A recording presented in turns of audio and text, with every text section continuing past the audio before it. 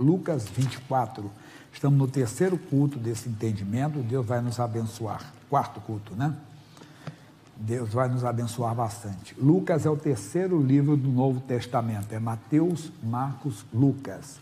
O capítulo é o 24. Lucas 24. E, no primeiro dia da semana, muito de madrugada, foram elas ao sepulcro, levando as especiarias que tinham preparado, e acharam a pedra do sepulcro removida, e entrando, não acharam o corpo do Senhor Jesus.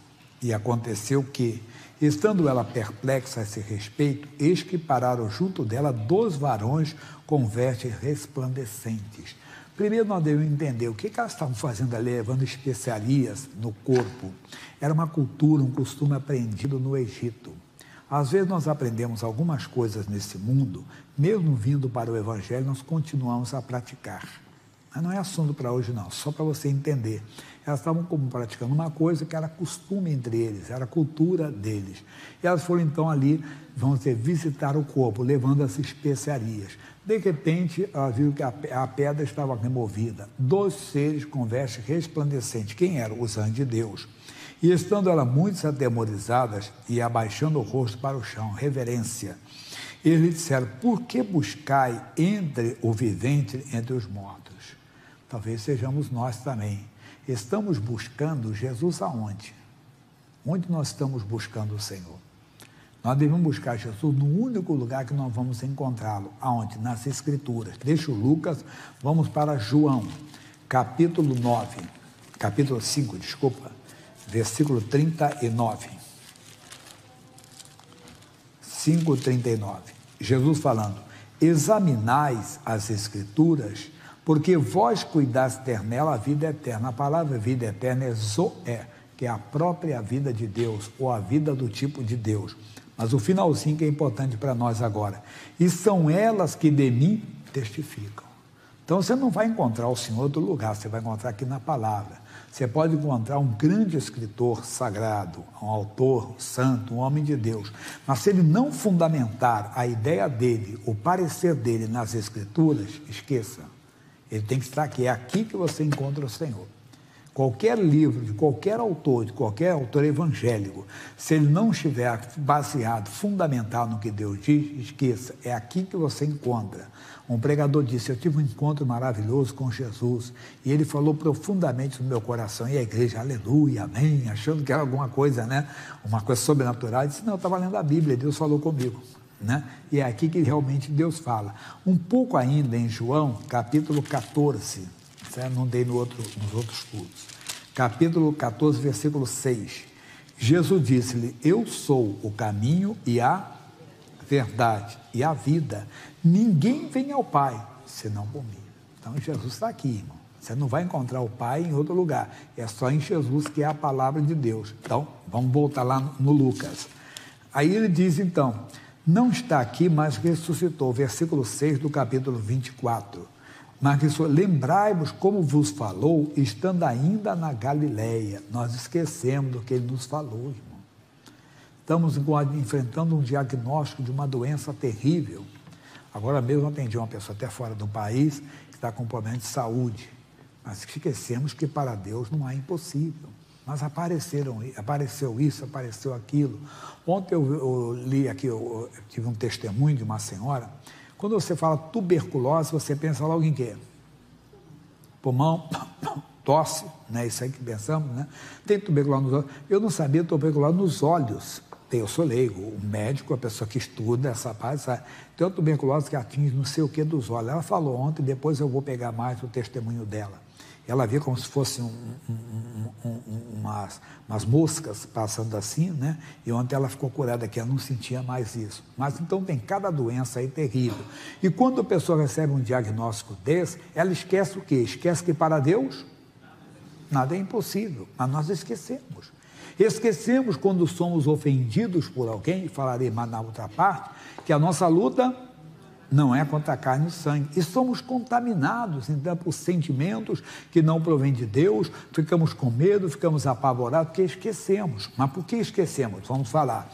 Lembrai-vos de como vos falou, estando ainda na Galiléia, dizendo: convém que o Filho do Homem seja entregue nas mãos de homens pecadores, e seja crucificado, e ao terceiro dia ressuscite. E lembraram-se das suas palavras. Naqueles dias, nós temos que entender que isso aí foi antes do Pentecoste, foi antes de Jesus enviar o Espírito Santo. Então hoje não é um anjo, não fique esperando um anjo para te instruir, não fique esperando um anjo para te dar uma dica, não. Deus pode usar a maneira que Ele desejar, mas entenda, como é que Deus faz hoje? É com o Espírito Santo. Você conhece, volta em João 14, mas no versículo 26, João 14, 26. João 14, 26. Mas aquele Consolador, o Espírito Santo, que o Pai enviará em meu nome, vos ensinará o quê? Todas as coisas, e vos fará lembrar de tudo quanto vos tenho dito. É isso. Ele nos fará lembrar de tudo, o Espírito Santo fará isso. É por isso que nós temos que ter comunhão com o Espírito Santo. Mas tem muitas pessoas que chegam até a dizer: mas quem é o Espírito Santo? O que é o Espírito Santo? O Espírito Santo deve ser mais entendido no meio da igreja. Já ouvi falar como uma força, não, porque o Espírito Santo é uma força. Não, ele traz a força de Deus, ele traz o poder de Deus, mas o Espírito Santo é uma pessoa. Só para você entender, Atos 15, 28. Para depois eu explicar mais o João 14, 26. Atos 15, 28. Na verdade, pareceu bem a quem? Ao Espírito Santo e a nós. Então, houve uma reunião entre eles, né, e o Espírito Santo. Pareceu bem ao Espírito Santo e a nós. Mas se ele escrevesse assim, o escritor sagrado, pareceu bem a uma força e a nós, não dá certo, né? Ele está falando de uma pessoa. Então, o Espírito Santo é uma pessoa.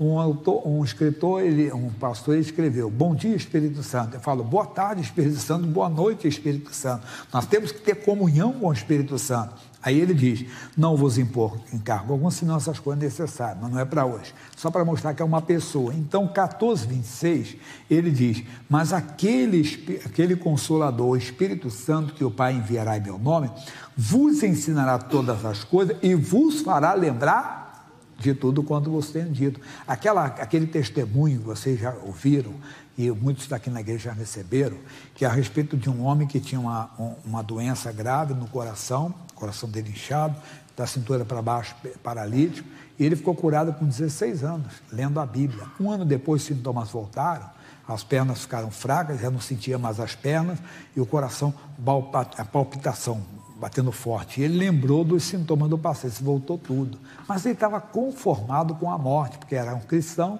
Ele disse: Deus me deixou aqui, eu coloquei minha casa em ordem, ia pedir perdão para que eu tinha que pedir, agora eu vou embora. Aí Deus fez ele lembrar do Salmo 91, 16, porque eu falei que você já leu, já ouviu esse testemunho. Quando ele lembrou o quê? Lá, está escrito Salmo 91, 16, dar-lhe-ei abundância de dias, e lhe mostrarei a minha salvação. Ele deu um grito: diabo, se você não sabe ler, eu vou ler para você. O meu Deus diz, no Salmo 91, 16, dar-lhe-ei abundância de dias. Olha, eu tenho 17 anos, não é abundância de dias. Eu não vou morrer hoje, nem amanhã, nem daqui a um ano, nem daqui a 10, 20, morreu quase 90 anos esse homem. Amigo, fica atento, tenha comunhão com o Espírito Santo. E o bonito, matéria nova, 27, deixe-vos a paz, a minha paz vos dou, não vou lá dou como o mundo a dá, não se turbe o coração, o vosso coração, nem se atemorize. Pronto, na mesma hora vem uma paz, vem uma calma, mesmo com aquele diagnóstico que eu falei, mesmo com um diagnóstico terrível, você sente uma paz, isso é o Espírito Santo que traz. Então as mulheres que estavam ali, jururu, chorando morto, né? O que aconteceu com elas? Volta para Lucas 24. Então lembraram-se das suas palavras e fizeram o quê? E voltando do sepulcro, anunciaram todas essas coisas aos 11 e a todos os demais. Quando você ficar no sepulcro chorando, você não vai anunciar Jesus. Sai do sepulcro, procura na palavra de Deus, leia a Bíblia. Não é errado você ver televisão, não é errado você, entenda bem, quando começou a internet, quando começou o rádio, não é claro que não é da minha época, os crentes, os irmãos diziam assim: isso é caixinha do diabo. Hoje todo mundo usa rádio aí, aliás, o rádio está até ultrapassado já, né, em muitos pontos.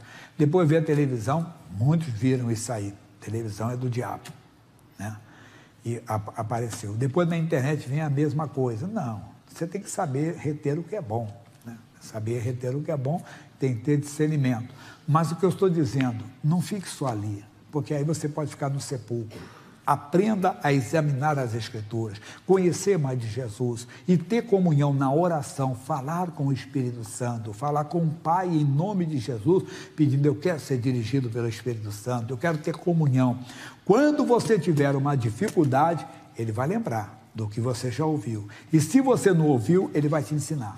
Ele vai fazer você buscar nas Escrituras e você vai ser uma bênção. Segura essa mensagem. Não é hora de abaixar a cabeça, ele vive. Ele venceu a morte, venceu o inferno. Amém?